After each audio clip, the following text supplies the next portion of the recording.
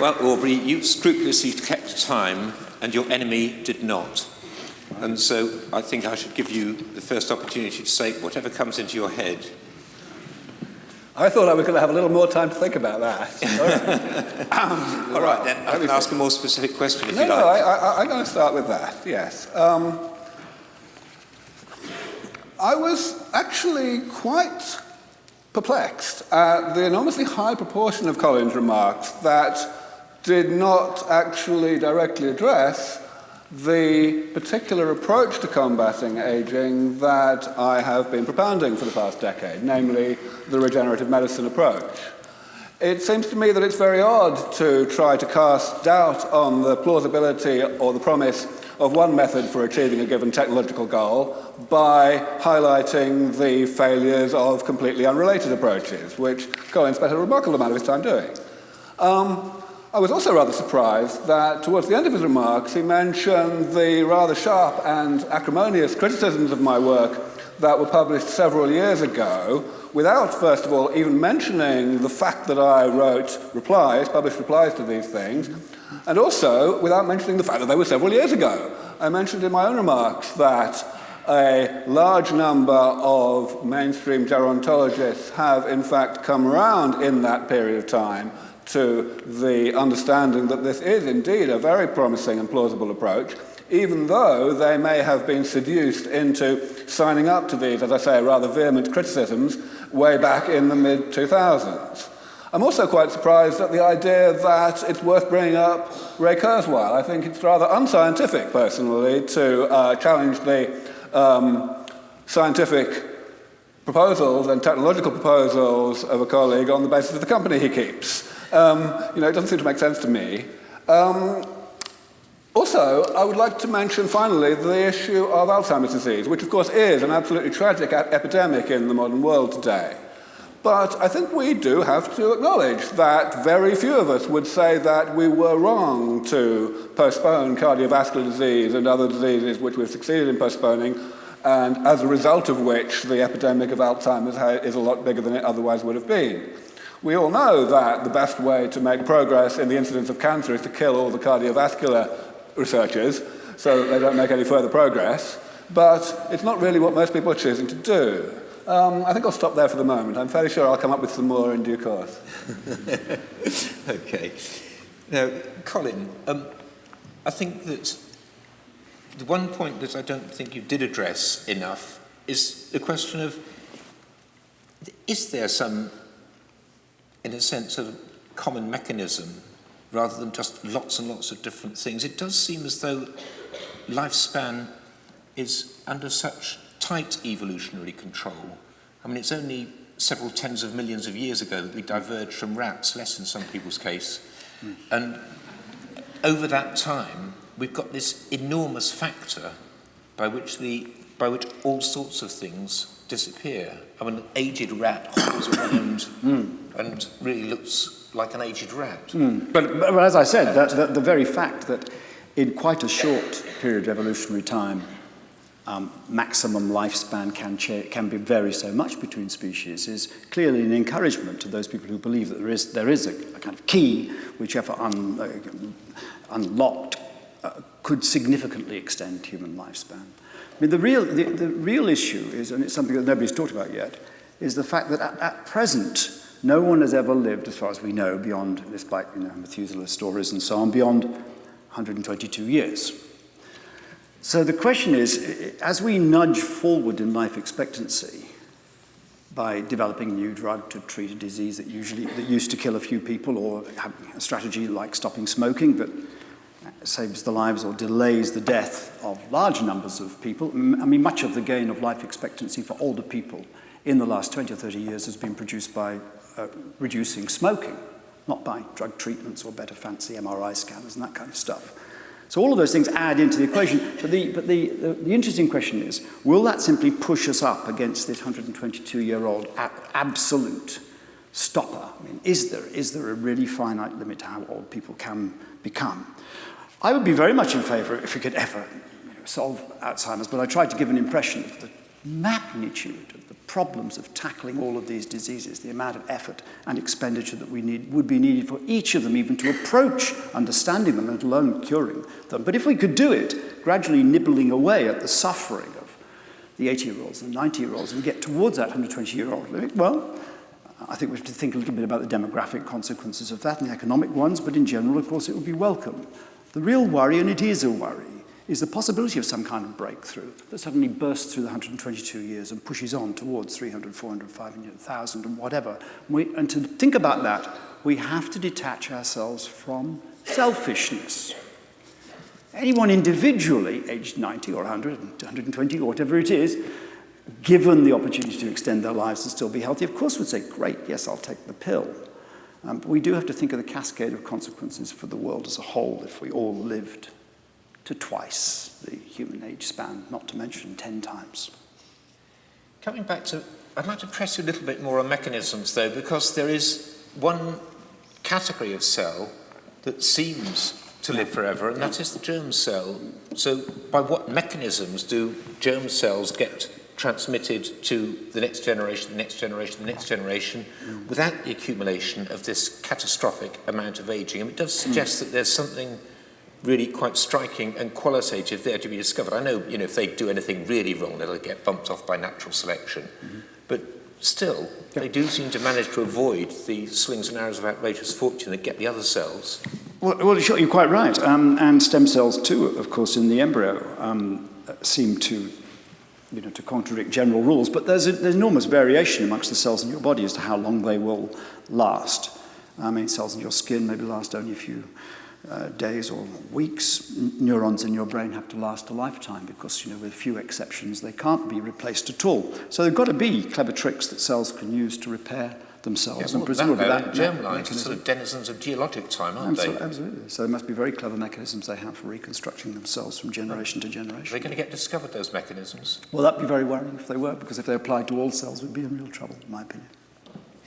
Aubrey, when you were talking, you said that the motion had to be concerned partly with the desirability and partly with the feasibility. Yes. And although you've used the phrase regenerative medicine, what has actually been discovered that really makes any of these things about, somebody now alive might live to be 1,000 or some other such phrases remotely plausible? I've not heard anything that makes these things sound at all plausible in terms of research programs.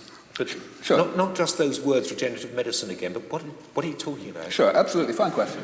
So the main criticism that actually began one of the articles that Colin referred to that was published several years ago discussing my work by other gerontologists, the main thing was actually the assertion that this is implausible because not one of these 7 things that Aubrey proposes has ever been shown to extend life in any organism. And in my reply, I pointed out that Henry Ford did not tend to caution his potential customers that the individual components of a car tend to remain obstinately stationary when burning petrol is poured upon them, and they have to be put together before motion actually is seen. So it's not expected that we would see actual extension of longevity as a result of partial implementation of this regenerative approach.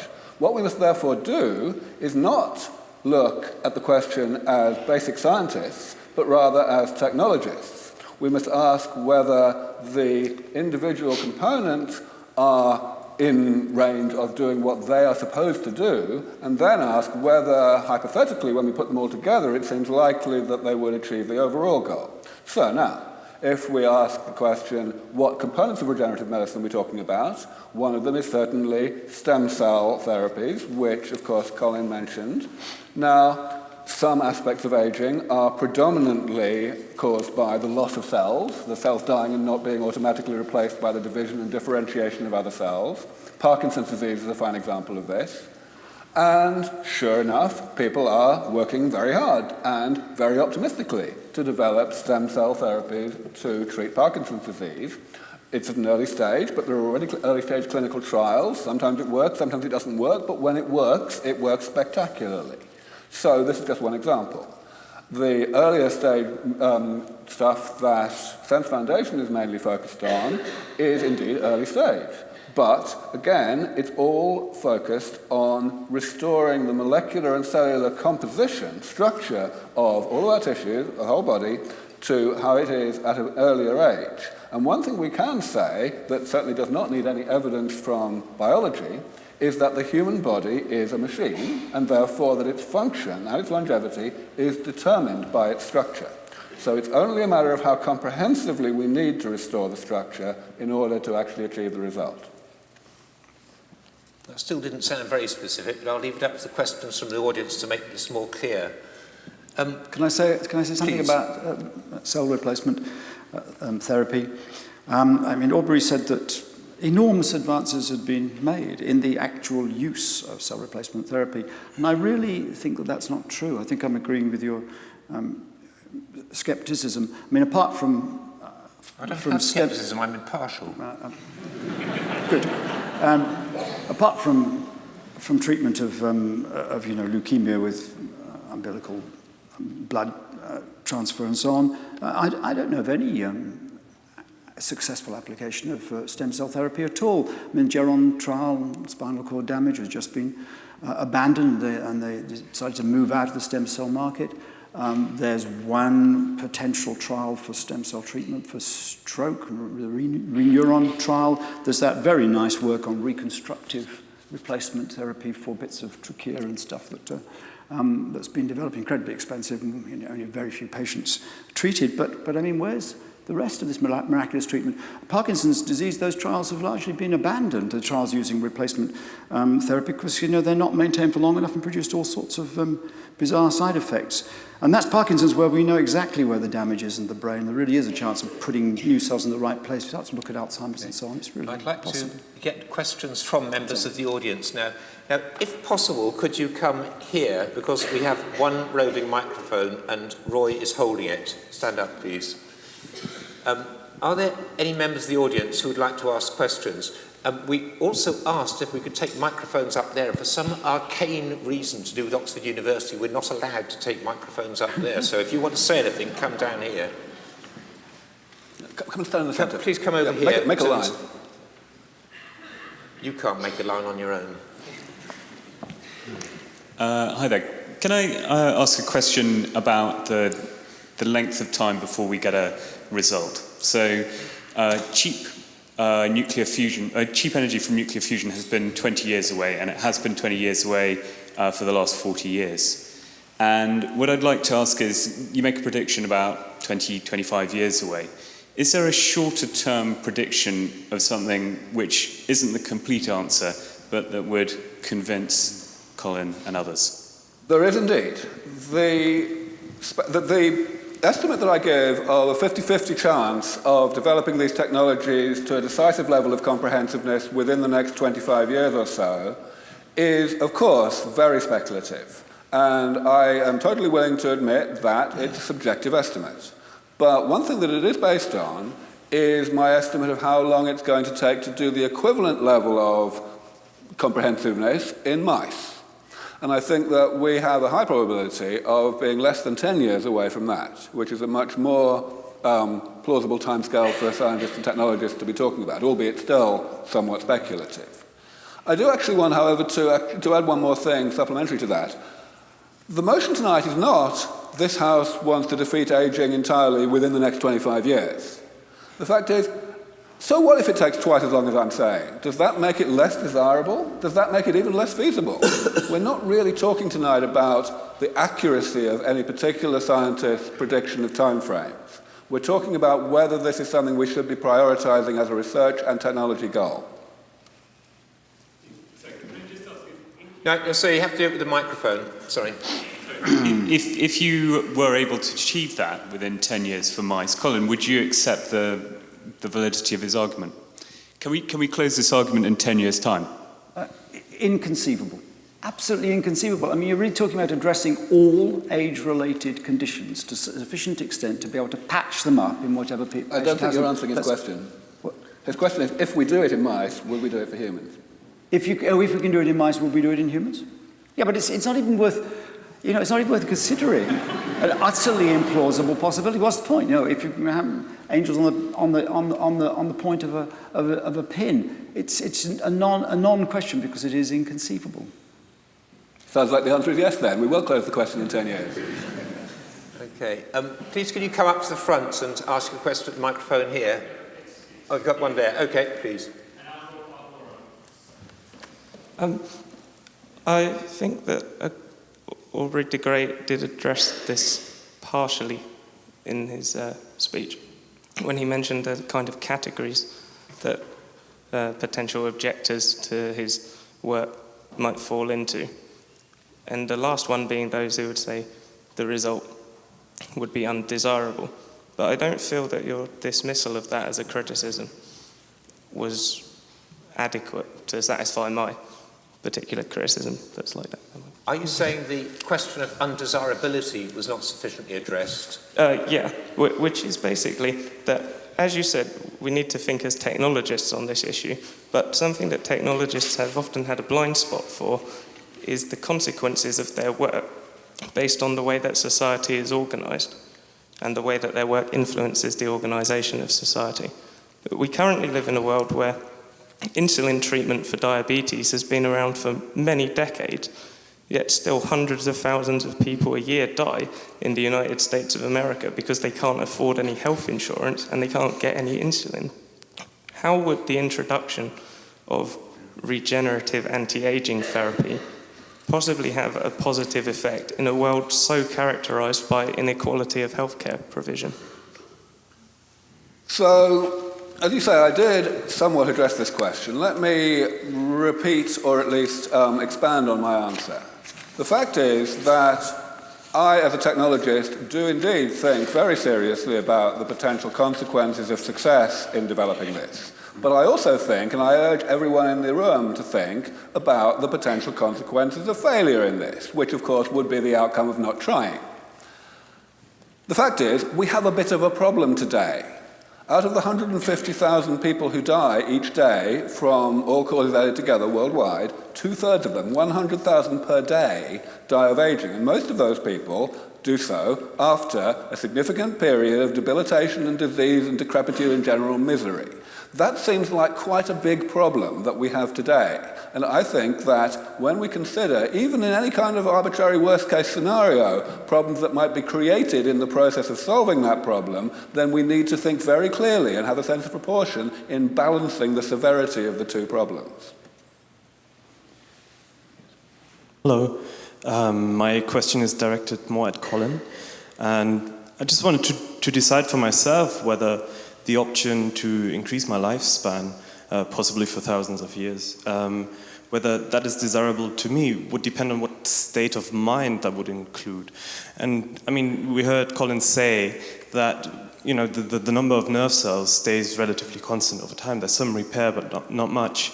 So with my experience of memories fading over time, would that actually mean that we might only have a certain memory into the past of, say, 100 years or 120 years and pull that along, and behind those 120 years, everything would fade away. So we would only have a, little span of memories available. I think that would make it less desirable for me because I would forget all the stuff that I learned in the beginning, right? Is there any evidence for the limited capacity of memory that could have such... You'd always still have Facebook. 1,000 years from now, you can go back through your timeline, and say, oh, yeah, I remember. It was only 800 years ago. I do think that the problem of the nervous system, I emphasize it, but I think we are still failing to understand the complexity of how we can keep nervous systems going for long periods of time. It is quite remarkable that nerve cells survive as long as they do, but there's probably about a 2% loss in cell number from the age of about 65 onwards. It's inexorable. You extend that out for 1,000 years, and it's pretty catastrophic. If we can't, what would life be like if the rest of the body was working okay, being patched up with a bit of cell therapy here and there, but you've got no brain? This is a significant worry. You're not entering imaginatively enough into the possibilities, Colin. I'm trying, Richard, I'm trying. There's a question over there, I believe. Is that right? Oh, sorry. I have a question for Aubrey de Grey. So we've heard aging characterized as either perhaps the accumulation of damage or perhaps some active process that kills us off because there's some evolutionary benefit to it.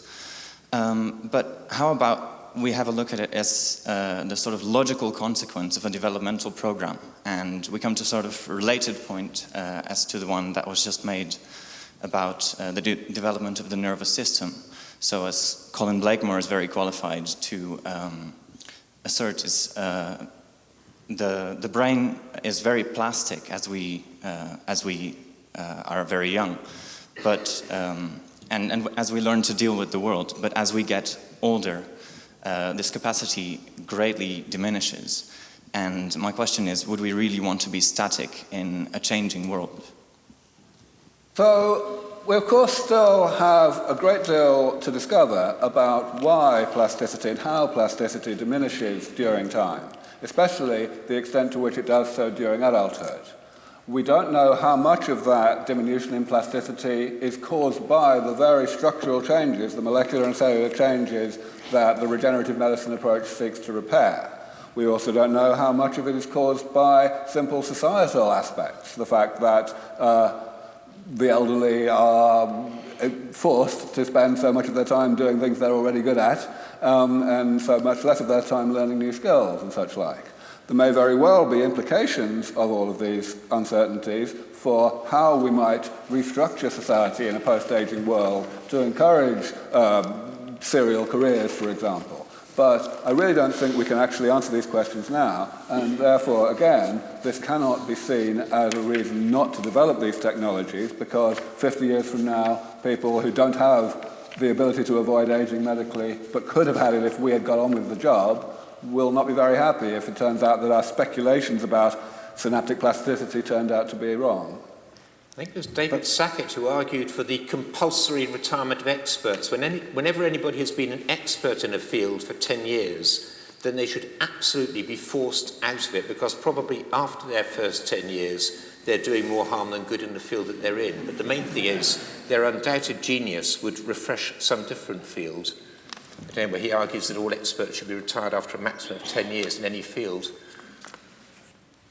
Yes, my question's for Professor Blakemore. Can you stand up, please? So you mentioned Alzheimer's disease as a sort of consequence of medical science being better at keeping people alive, and Aubrey had sort of started on a rebuttal to that point. My question is, with something like that, or another example that comes to mind would be human effect on something like climate change. Do you think that we've got to a point in society where scientific advancement has potentially gone too far, and now we're reaping the consequences in future generations? I don't think you can ever say it's scientific discovery that's gone too far. It's what use people decide to make of it. And, you know, that's up to you and people. It's very, very difficult to decide in advance what areas of science should not progress. But how that knowledge is then applied and used is, you know, up to the public. And the one big problem here is that if decisions are made at an individual and selfish level, what would I like to do just for me? Yes, I'd like to use more energy, even if it's from fossil fuels, because it keeps me warm and I can run my air conditioner. If those sorts of decisions are made at an individual level, the effects for others, for community as a whole, and for the planet can be disastrous. And I think that we face that kind of decision, or that kind of possibility, when we consider the proposals for age extension. At an individual level, it might be very attractive, but we have to stand back and think about the consequences. Can I just make a point? I mean, as I said, the phenomenon is happening anyway, and has been since 1840. We live longer. In the last 30 years, men aged 65 in this country have enjoyed an increase in life expectancy, an increase in future life expectancy beyond age 65 of something like 7 or 8 years. Since the introduction of the first Pension Act, the Lloyd George Act in 1908, and the late 1980s, men could expect on average to live for another 11 years or so after the age of 65. Absolutely flat. It's now increasing by 2.5 months per annum, to a very large extent because of reduction in smoking, it's true. But that is to a large extent the explanation of the crisis in social pension provision, national pension provision in this country, in fact all through the developed world, the little bit of the few years of extra life that we've gained, because we come with the entitlement of state pensions for as long as we live, and that's driving an increased demand on the resourcing of those things.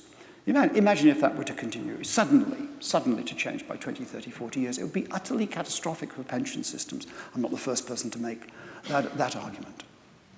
Yes, the idea that we shouldn't defeat ageing and alleviate all the suffering that goes with ageing because people haven't been very good at figuring out how to reorganize the economy to pay pensions seems to be a weak argument to me. Not at all. Not at all. I mean, there are things that just should not be done if we recognize that the downside of doing them is too great. But is the downside What about too eugenics, for instance? You know, I mean, something great? it's a wonderful thing to do. Perhaps we've just had difficulty raising the pension age as rapidly as age-related ill health has been postponed, simply because there hasn't been much of a problem until now. Maybe when the problem does get severe, it'll be rather like 4 years ago with the credit crunch, when suddenly it was possible for politicians to make dramatic changes to things just because people knew they weren't in Kansas anymore. I think we do have to rise above the immediate problems of the pension system. There is the question that Aubrey stated that we are asking, is it at least reasonably plausible that some such thing will be achieved? And as well, if it is, then are we for it or against it? And curiously, you just now said, you never really know what science is going to discover. You just go ahead with what's interesting. That somehow, if it's interesting, that's a measure of scientific quality control. But I qualified it by saying that, it is up to politicians and the public to decide how to use that knowledge.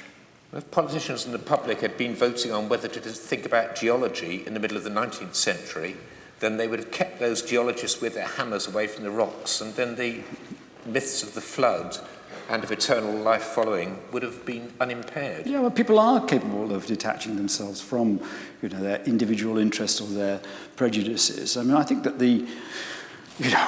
chaotic though it sometimes is, the global debate about global warming and the man-made contribution to it and what we collectively might do to help to resolve it, despite the cost at an individual level, is really a quite remarkable example of altruism and making sensible decisions about how to make use of scientific knowledge.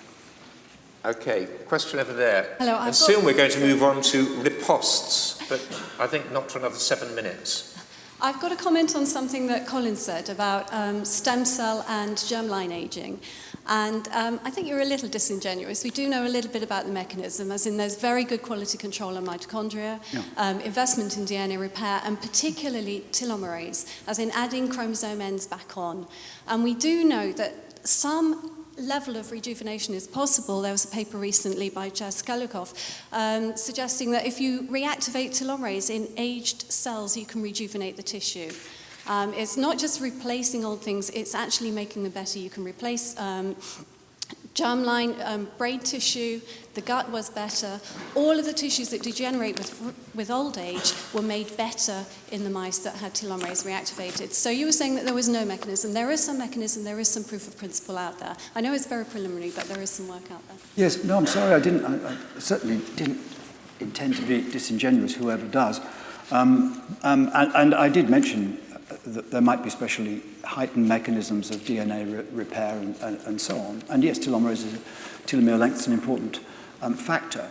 Of course, if you're suggesting that the modification of telomerase activity might be a general mechanism that might be used to manipulate life expectancy, there of course are risks associated with that, because the downside of encouraging proliferation is the potential for cancer.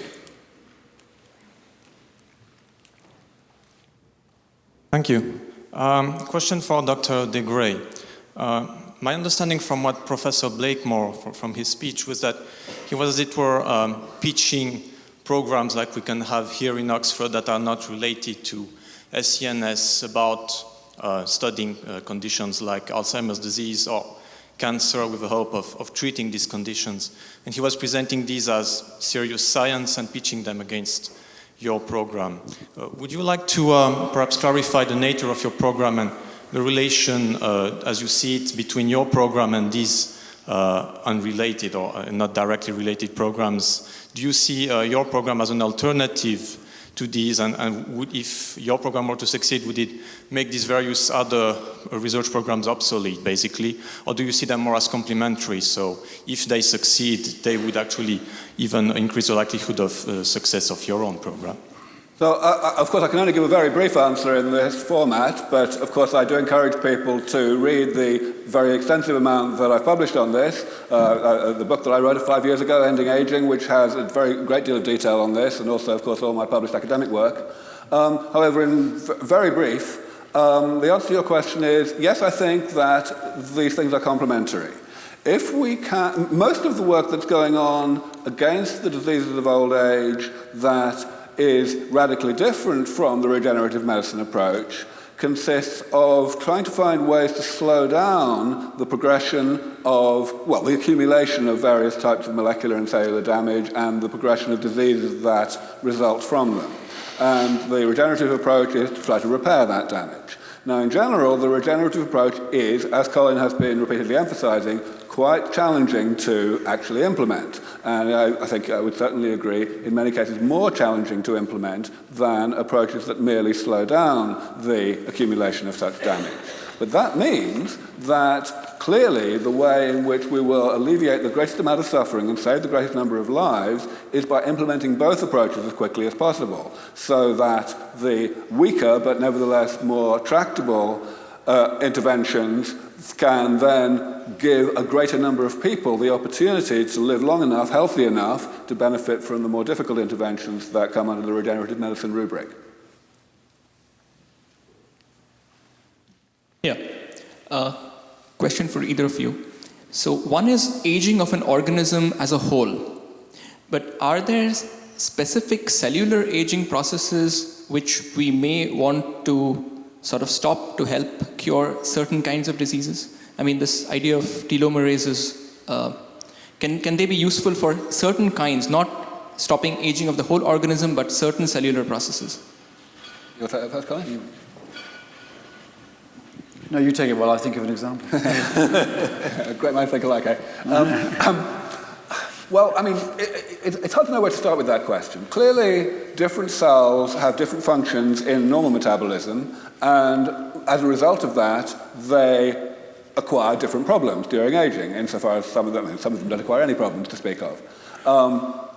Therefore, the approach to addressing those problems has also to be, to a large extent, cell type specific and organ specific. Certainly, the regenerative medicine approach is unashamedly a divide and conquer approach that does exactly that.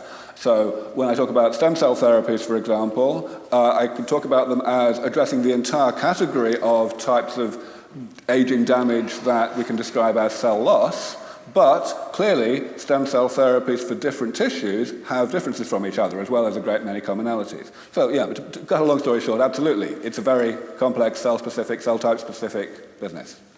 I think I could add to that since the natural capacities for repair certainly vary from tissue to tissue, there's certainly value in focusing on those tissues which aren't able to repair themselves. The brain being the prime example, but there are other organ systems too. I mean, the islets, the beta, the insulin-producing cells. I'm not speaking, I'm sorry, I'm talking to myself. The insulin-producing cells, for instance, of the pancreas would be another good target for special interest in trying to eliminate degenerative processes because they have so little capacity to repair themselves. Of course, one thing that you get, if you take the intestine, for example, the small intestine, then you've got crypts, and at the bottom of the crypt, not in contact with all the horrible stuff that goes down the small intestine, you've got stem cells sitting in quiet dignity, and every now and then, one of them just excretes a committed daughter cell, who will then go 2, 4, 8, 16, 32, 64, and they'll be the actual side of the small intestine, they'll be doing the work, but they've got clocks ticking in them. They're all going to be thrown away and die, but the stem cells will stay there immortal, well, not immortal, but certainly much more long-lived. and they don't have those clocks ticking. And so there's a definite distinction between whether you set a clock ticking, that's going on within one cell, and the body is mostly committed daughter cells or cells that don't have much capacity for further division. The stem cells are, few and rare, and there may be super stem cells that keep the stem cells supplied. Maybe that's rather hypothetical. But certainly there is a sort of counting within certain cell types. Though it's not exactly the same as aging of the organism. My question has to do with validating of any potential sort of magic validating of any potential magic bullet treatment. So, for example, a pill which improves your quality of life in old age for 5 years, and to do with if you actually had a hypothesis that a particular treatment did do this, how would you then validate that? How large and how long would the clinical trials for that have to be? And given actually the sheer scope of that, how realistic is it to treat, to actually undertake a potential trial like that? Well, indeed, what would be the condition that you'd specify to the MRSA or the FDA that you're going to treat with this pill? I mean, death is not a recognised disease. I think, and I'm not saying this to be critical of Aubrey, but I mean, I don't think that you'd be able to get a license for such a drug. Yes, of course, this is a very important question that many people have brought up in the past. But luckily, it's not as hard to answer as you may think, for two reasons. First thing is that all of the various things we might want to do, at least with the regenerative approach to combating aging, are things that also have great promise individually as treatments for specific diseases. So the regulatory issue of aging not being considered to be something for which one can have a drug or whatever is not as insurmountable as it may sound. We can see we can envisage all of the relevant treatments being developed to address specific diseases and being combined in perhaps some kind of off-label manner. The other thing to bear in mind, in terms of the practicality of a clinical trial, is that with the regenerative approach, where we are actually repairing damage and turning back the clock, we can expect to see a statistically significant result much more quickly, in terms of even something as basic as mortality rates, than we could for a therapy that merely slowed aging down by a factor of, let's say, 1.3. But you are speaking as though what we are doing is turning back the clock. I mean, this does rather sound as though one actually has such a treatment rather than wishing for such a treatment. Oh, no. I mean, the questioner was talking about these potential treatments, so that's okay. Yeah. I just wondered if we could reframe a point that Aubrey made earlier on about it more being a pursuit rather than worrying about the end game. I wondered if Aubrey is right in that we should really, by analogy, try and improve people's 100-metre times and then later have to worry about the implications of people that can run faster and whether or not we should slow them down, rather than be in a position 20 years later where actually we haven't really improved anything, but we're kind of self-satisfied that we don't have a potential headache.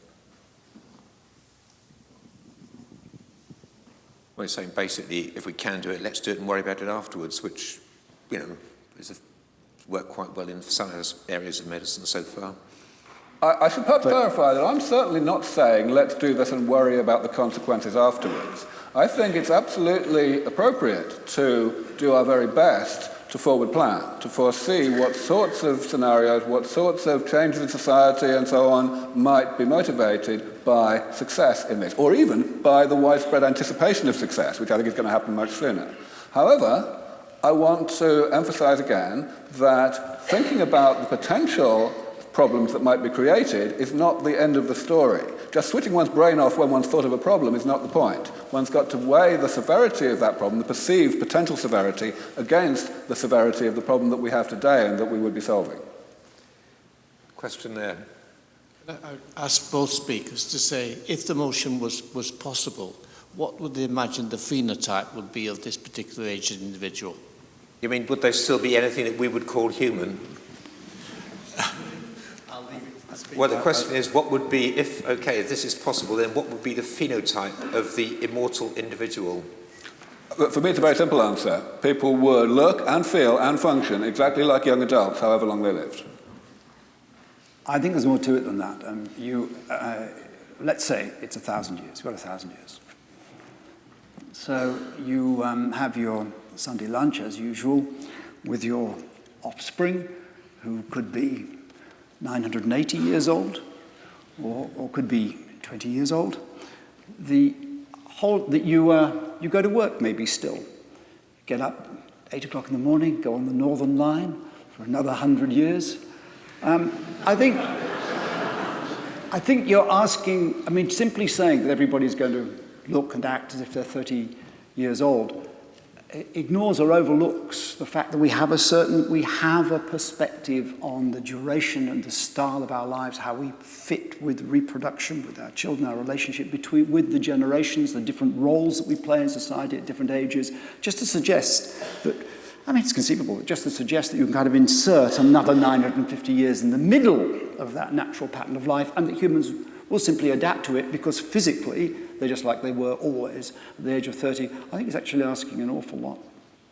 Colin, isn't that rather similar to saying that we shouldn't increase the pensionable age, even if we do increase the length of healthy life? Because the current work career length is just the right length. There are many people that argue exactly that, and there are plenty of people who want to carry on working, but an awful lot who carry placards in the street in France and say, we've done our bit, we want to retire at 60. This is a very active and intense debate that raises huge passions right now when we're talking about shifting pension qualification age by a year or two. Imagine shifting them by 1,000 years. Yes, I think we should come back to the question of practicality of achieving this. Concentrate perhaps more on that than on the question of the practicability of reforming the pension schemes. Hi, I think there's sort of an ambiguity in the wording of this debate that allows me to point out a huge elephant in the room. And that huge elephant is the fact that we're not really trying on any of this stuff. So Colin says that it took, we've been looking at Alzheimer's for ages, and I like to think about how much we're spending on Alzheimer's. And I think the best way to understand that is to think about it in terms of pounds per person per year. Now, the average salary in the UK is about 25 grand. The NHS costs us all, every one of us, about £2,000 a year. Alzheimer's, we're spending 81p per person per year looking into. That is an absurd and, frankly, horrible figure, given the horrible consequences of the disease. Other things, cancer, it kills about a third of people at the moment. We spend £10 per person per year from both government and charity investment combined. And the list just goes on. Heart disease kills a similar number of people. It's £3. So when Colin says this stuff is very, very hard to develop, sure, but there is no problem. If your boiler went wrong in your house, you wouldn't throw 30p a year at it and hope it fixed itself. Yeah. Absolutely. In not only agreeing with the questioner, I would like to emphasise a point which I certainly can't claim originality for, because gerontologists have been saying it for decades, namely that your point is even more strongly the case in respect of attempts to develop interventions against ageing. The amount that's spent, the proportion of medical research funding that is spent trying to actually do anything about ageing, in other words, trying to develop preventative geriatrics, is absolutely minuscule. And not just in this country, that's the same is true in the US, same is true across the entire industrialized world.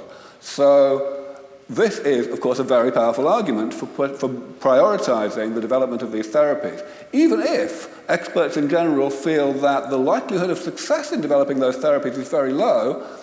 Even if it's only 1%, it still makes sense to spend much more money than we are developing therapies against aging than developing therapies against specific age-related diseases that will not work so well.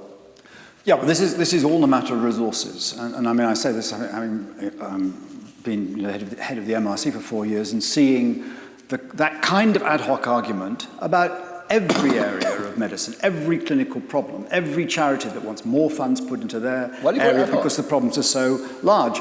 And the only approach that makes sense is to say, well, we have this pot of money, let's fund the best research with it.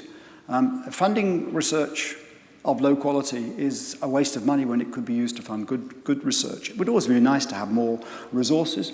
NIH has $30 billion per annum. The MRC has about $1 billion per annum. But I say also that it's not just a matter of resource, not just a matter of money, but also ideas, talent. It's not clear to me that if and this might sound like heresy, that if the amount of money available for medical research in this country suddenly tripled, which sounds absolutely great, then we'd get 3 times as much good research. Ideas are a finite capacity too. Yes, in 1985, the head of the National Cancer Institute in the US said that if they would double his budget, if the Congress would double his budget, then he would halve cancer by the year 2000, and they did, and he didn't. Yeah, question there. And then either no more questions after this, or one more question at most after this. Professor Blakemore mentioned that there's multiple different complexities and different ways in which cells can degenerate, and every single different disease has a sort of different mechanism behind it. And I sort of wanted to hear Aubrey's response to that. So far we've sort of heard that stem cell therapy is one way within regenerative medicine that we could combat all of these different diseases. Is that the only thing? We're just sort of going to replace the cell and hope that solves the problem? What other possibilities are there? Right, yes, that's certainly not the whole thing. I think Colin actually mentioned that the standard way in which I describe the SENSE approach is to divide the problem of aging into 7 major categories of molecular and cellular damage that accumulate throughout life and eventually contribute to age-related ill health. Now, the complexity that Colin refers to is something that I certainly do not in any way deny. However, something that a lot of people initially have overlooked when encountering the regenerative medicine approach to combating aging is that it very powerfully sidesteps an enormous proportion of our ignorance about the mechanisms of metabolism in the first place and the mechanisms of aging. Essentially, if we can sufficiently comprehensively restore the molecular and cellular composition and structure of the body to how it is at an earlier age in adulthood, then we know that we will also restore its function, irrespective of all of those things we don't know about the causal relationships between metabolism and the damage in question, and also, for that matter, between the damage in question and the eventual diseases of old age. So this is actually one of the beauties of the regenerative medicine approach. It does help us enormously to sidestep and cut through the complexity that I completely accept exists. Does if it exists, and I still haven't worked that out. So I want this covered in your ripostes, please. Yes, I mean, can we have one example? Well, a new example of the application of regenerative. Would you like me to list the other 6? I have a few minutes in my report. No. I'm talking about regenerative medicine. What are these new applications? Do a devastating riposte. That'd be good. Do a really devastating riposte. There's a question here. This is the last question. Well, if it is the last question, I'd hopefully make it a very broad one then. If we ask about the future of ourselves as a species, the human race, and we think about the idea of extending life, and particularly Dr. de Grey, what would you say about the fact that we would be slowing down the process of natural selection and of something like evolution, and that our progress as a species, if we were all to live much longer, would be purely based on our own scientific discoveries rather than a faster rate of, say, birth, death, and natural selection and evolution in that way? Well, first of all, I don't see a great deal wrong with our changing future being determined in that way rather than by natural selection.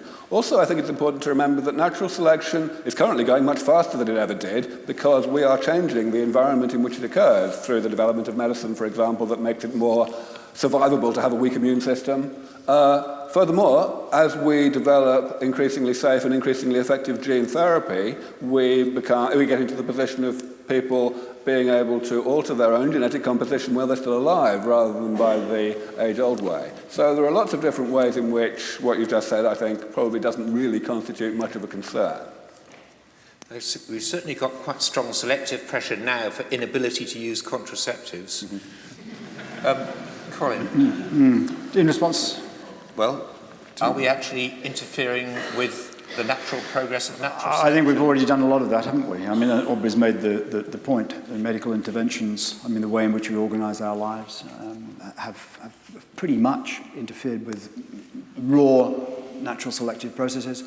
But I don't see that as it doesn't mean that human beings aren't continuing to evolve, but they're not evolving by Darwinian principles. They're evolving by the ways in which they organise their society and pass on information and have plastic brains and all that kind of stuff. I don't think we need to be too worried about interrupting Yeah, just like evolution. DNA took over from RNA billions of years ago, now Google's going to take over from human brains. Sort of.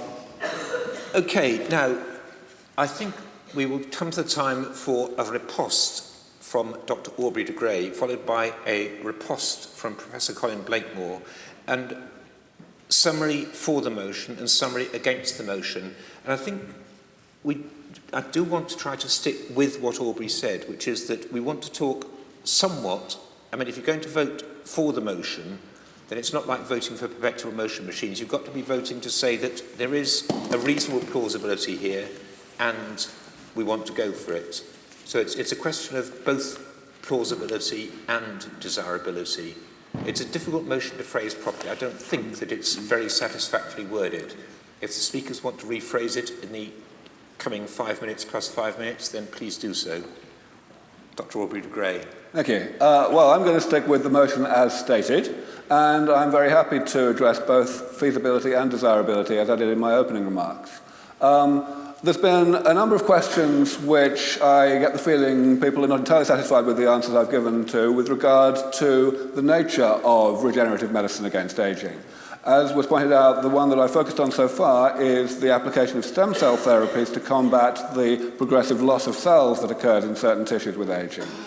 There is also the accumulation of too many cells because of overproliferation. That is, of course, what cancer is all about, and I don't think we will have very much difficulty all agreeing that cancer is a predominantly age-related phenomenon that we need to fix if we're going to live substantially longer. The approach that I have been putting forward to combating cancer is quite an elaborate one, involving a variety of stem cell therapies and gene therapies, but I think it's very important to emphasize that the success or failure of this one particular approach to cancer is not the issue here, because a number of other approaches to cancer are, of course, being pursued all the time, and most biologists of one flavor or another are reasonably optimistic, or at least are sufficiently optimistic about the promise of success of those approaches that they approve of their being funded. You can have too many cells, the third thing, from having cells not dying when they are supposed to. It turns out that that's important for the immune system. And a number of laboratories around the world are working on getting rid of cells that have lost the ability to respond to pro-apoptotic signals from their environment and that cause various problems in aging. We have the accumulation of mitochondrial mutations. This is an area that has still eluded detailed understanding in terms of how it contributes to aging in mammals, but I think there is still a majority of gerontologists who believe that one way or another it plays quite a big part, and the approach that has been suggested as much as 25 years ago and is now pretty close to fruition, at least in cell culture, is to actually obviate the existence of mitochondrial DNA by putting suitably modified copies of it into the nuclear DNA. This is something that actually is being pursued quite aggressively at Sense Foundation at the moment. We also have the accumulation of simple molecular garbage, such as Colin in fact mentioned in relation to Huntington's disease. This happens not only in the brain in particular diseases, but also in, for example, macrophages in the artery wall leading to cardiovascular disease. It happens in the retina leading to macular degeneration. We are pursuing an aggressive approach to identify enzymes from other species which can eliminate these various aggregates so as to rejuvenate the cells that have accumulated them and whose function has deteriorated as a result. The elimination of molecular garbage in the extracellular space is also an issue that I like to enumerate as a separate category, because it seems that it's actually a relatively easy thing to address simply by vaccination, by activating the immune system to eliminate it. In many cases, we don't know the role that such molecular garbage actually plays in the etiology of certain diseases, but as I said earlier, that's not something we need to know if we adopt the regenerative approach, because restoring structure does restore function by definition in any machine. And finally, there is stiffening of the extracellular matrix, causing hypertension in the elderly, for example, due to cross-linking caused predominantly by reaction of the extracellular matrix proteins with sugars. And here again, there is great progress at the moment in the development of drugs that selectively cleave those cross-links and thereby restore elasticity. All of these things count as regenerative medicine in one form or another because they're all to do with restoring the structure and the composition of tissues or of the whole body to how it was before damage had occurred. Many of them would not be traditionally considered colloquially as part of regenerative medicine, but within any rigorous definition of that sort, they certainly should be. I'll just say 1 minute about desirability. And the point I want to come to is one that Colin made a couple of times, which is the issue of selfishness. The issue of whether we should actually look to each other and to society in general for guidance as to whether we should actually develop a treatment for aging that really works, or whether it's okay just to look at ourselves. Now, I want to tell you that I don't just look at myself. I'm 48 years old, and so even by my own, apparently, according to Colin, rather over-optimistic estimates, I only have at most a 50-50 chance of benefiting from the technologies that I want to see developed as soon as possible. But I don't really think about that. What I think about is that for every day that my work hastens the defeat of aging, 100,000 people don't have to suffer from the ill health of old age. 100,000 lives are saved, and indeed saved in a much stronger sense than we can talk about today in terms of saving lives, because of course the potential extension of healthy life would be a great deal more. You know, we can talk about the possibility of having to control birth rate so as to match the death rate. You know, is there such a problem with that, even if we did have to do it? Supposing I just wanted to be my own next generation, thank you, and not have kids. What's wrong with me making that choice? What's wrong with you making that choice? And let's face it, we're making that choice already, compared to how we used to be 200 years ago. You know, 200 years ago, people were having several times more kids than they do now, and it was okay because so many of them were dying in infancy. But that means that we are denying an awful lot of people, hypothetical people, the right to life. Do we think we're committing a sin doing so? I don't think so. In general, from a societal point of view, sure, we need to consider what society's benefits will be and what society's potential obstacles will be in a post-aging world. But I have yet to hear a case from anyone, including Colin, for not moving forward with this on the basis that the problems we will create would be greater than the problems that we would solve.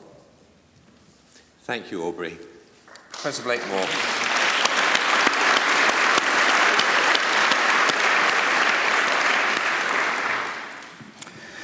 Well, I'll repeat my opening statement that I would oppose the motion on the grounds of both the feasibility and the desirability of achieving the aim of eliminating aging completely.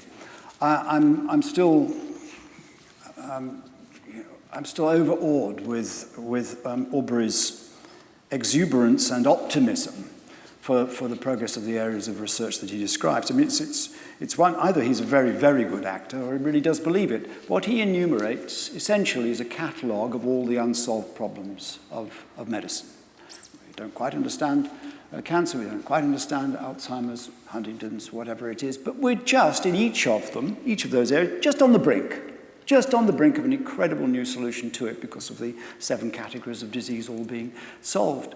I don't see, I mean, this is a very interesting time for medical research, but I don't sense that the community feels that this really is just a pivotal moment when suddenly everything that's in the textbooks as being an uncurable condition is going to be cured by some new development, particularly when, as I tried to give illustrations, one recognizes the reality of the timescale of research, fundamental research, but even more so of applications. Remember, 30 years to develop monoclonal antibodies, 30 years in the best laboratory in the world, 20 years of research on Huntington's, and still we don't understand what causes it. We know everything about it, but don't understand how it happens, let alone not having any treatment for it. But you can there are thousands and thousands of conditions where we don't have proper treatments. Is he really saying that the SENSE approach is going to deliver all of those instantly if he just gets more money from California donors or maybe a grant from NIH, which I'm not sure that SENSE Foundation's ever had. So it's really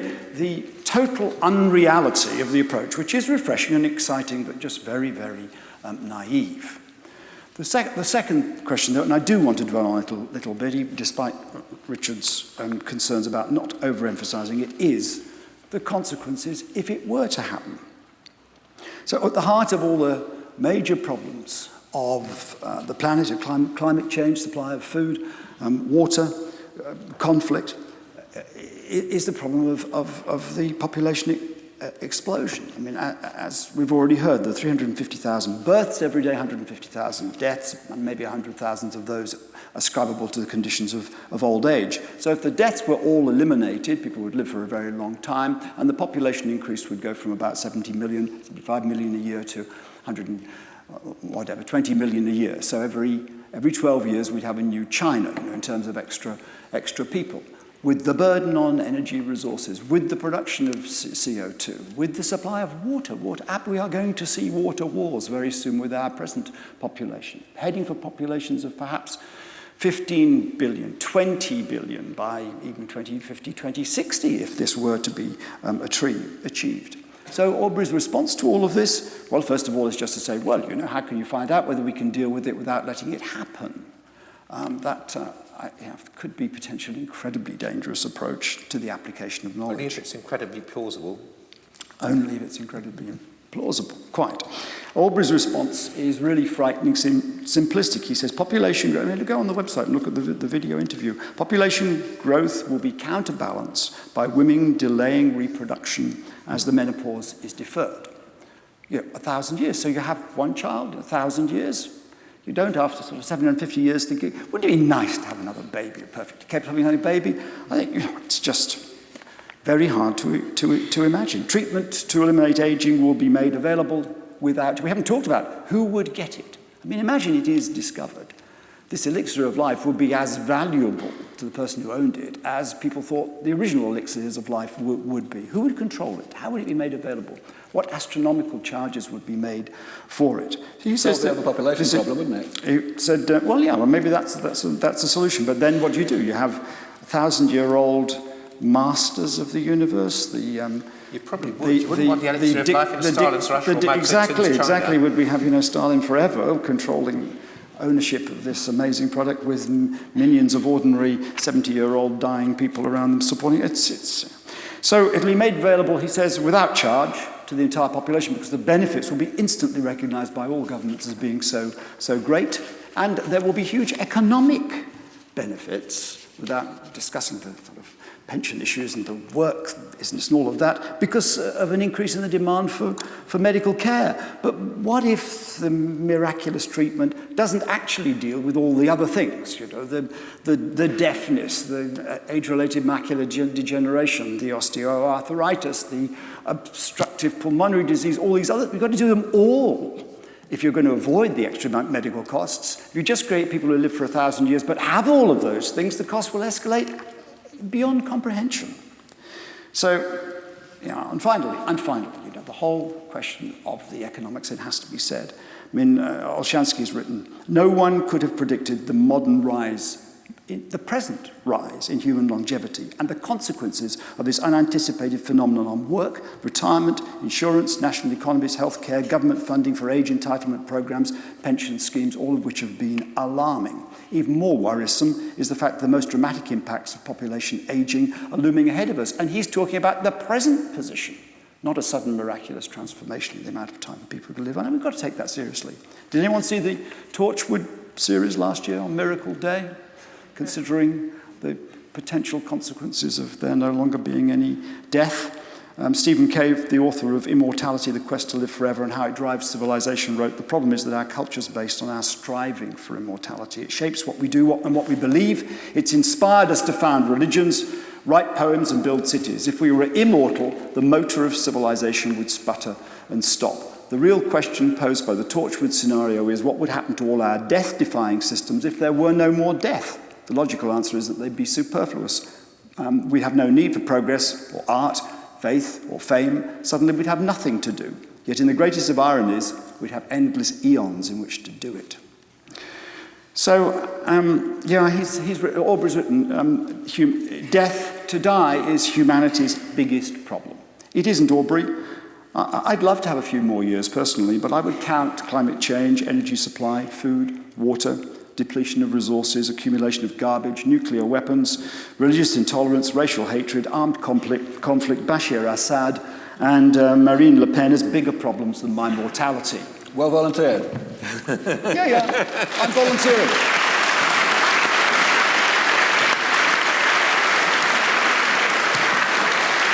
Now, in about a minute or so, I'm going to try to get a vote out of all this. I hope that the vote will reflect some aspects of practicability and desirability. And, of course, the one sort of regenerative medicine we do have is, I suppose, having children. It does, how do they finish up so fresh? And Shakespeare was saying that it's breeding that actually is the way you carry on down through time. He's finished up saying nothing against time's scythe can make defence, save breed to brave him when he takes thee hence. Anyway, mind you, Shakespeare just didn't know anything about modern medicine. Now, I think we will start with asking for a vote for the ayes. You're allowed to vote with only one of your two arms. So could you please raise your arm very clearly if you want to vote in favour of this motion?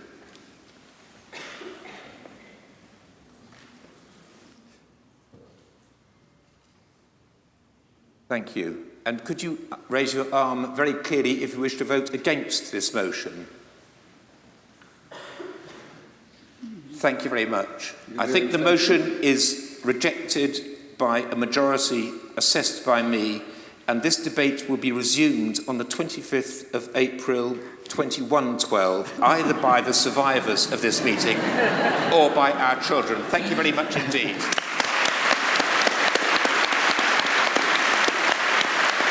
Now, one thing that does achieve longevity is companies, institutions, states, and, most important of all, scientific societies. But scientific societies achieve immortality only if they can pay their bills. And this building cost us £837 to rent this evening. So please, as you walk out, drop something voluntarily into some of the black buckets. But if you don't, that's fine. But please do.